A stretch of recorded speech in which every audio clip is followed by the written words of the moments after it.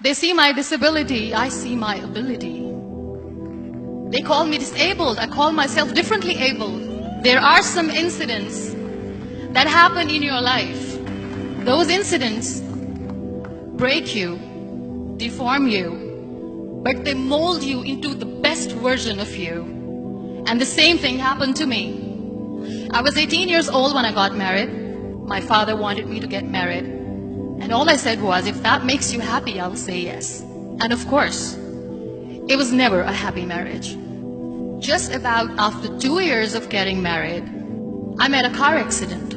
Somehow my husband fell asleep and the car fell in the ditch.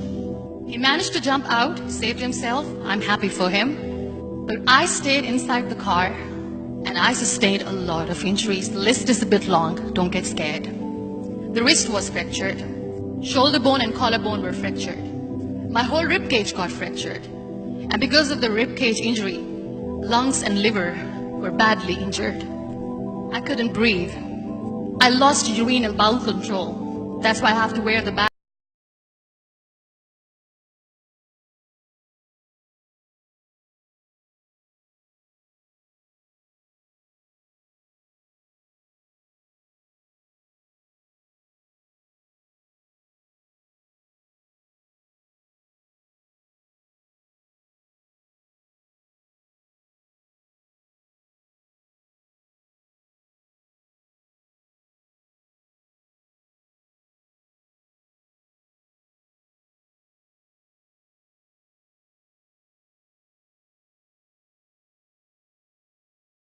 Because of your spine injury and the fixation that you have in your back, you won't be able to give birth to a child again.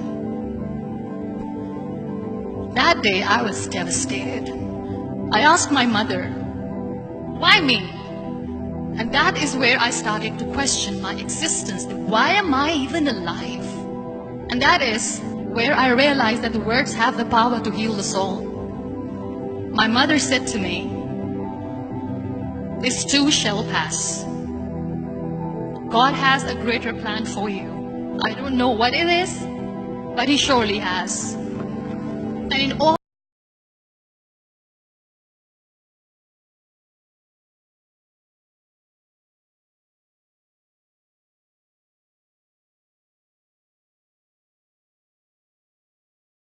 like scrubs, I'm getting tired of this. I want to add more colors to my life. I want to do something. Bring me some colors, bring me some small canvas. I want to paint. So the very first painting I made was on my deathbed, where I painted for the very first time. It was not just an art piece or just my passion. It was my therapy.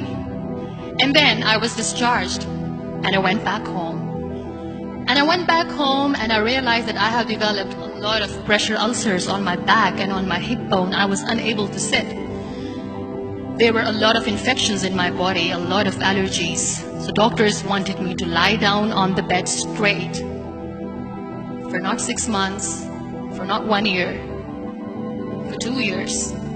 I was bedridden.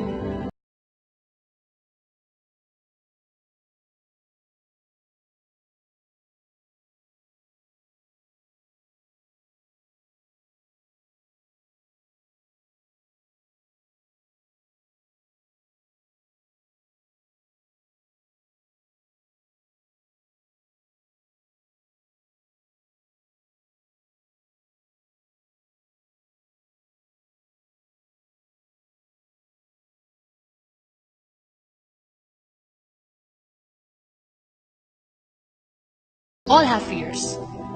Fear of unknown, fear of losing people, fear of losing health, money.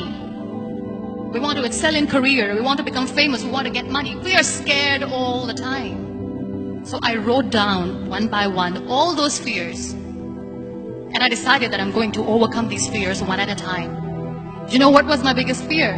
Divorce. I was trying to cling on to this person who didn't want me anymore, but I said no. I have to make it work.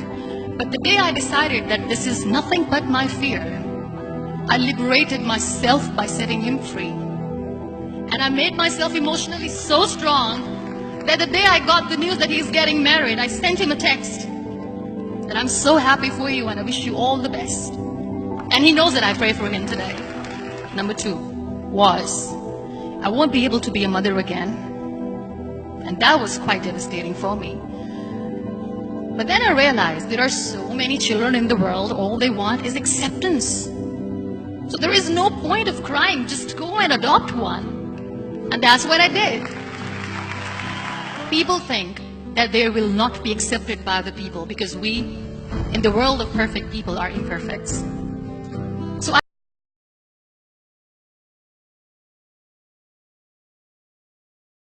I started to appear more in public. I started to paint. I decided that I'm going to join the national TV of Pakistan as an anchor person. And I've been doing a lot of shows for the last 3 years. I became the National Goodwill Ambassador for UN Women Pakistan. And now I speak for the rights of women, children. We talk about inclusion, diversity, gender equality, which is a must. Every time I go in public, I always smile.